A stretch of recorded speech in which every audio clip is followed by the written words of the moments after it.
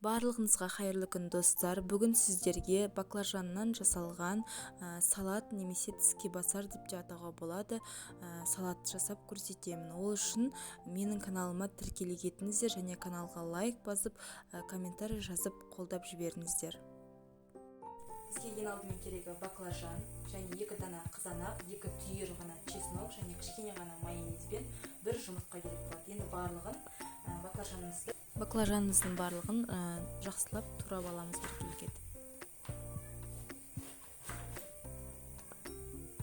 Енді жұмыртқамызды қамшының көмегімен араластырып, біркелкі араластырып аламыз.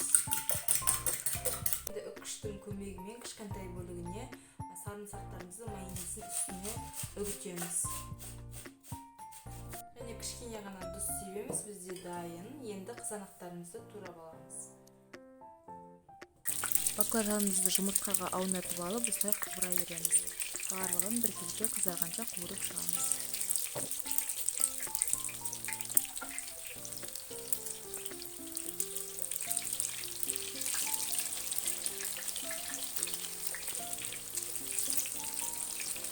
Достар, енді дайын болған баклажандарымызды орналастырамыз.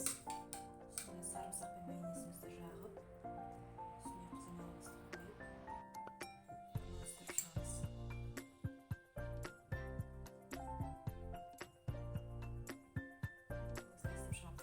Мінекей достар, салат дайын болып шықты. Мінекей түскі асқа, кешкі асқа жасай қоятын оңай әрі тез тіске басарымыз дайын.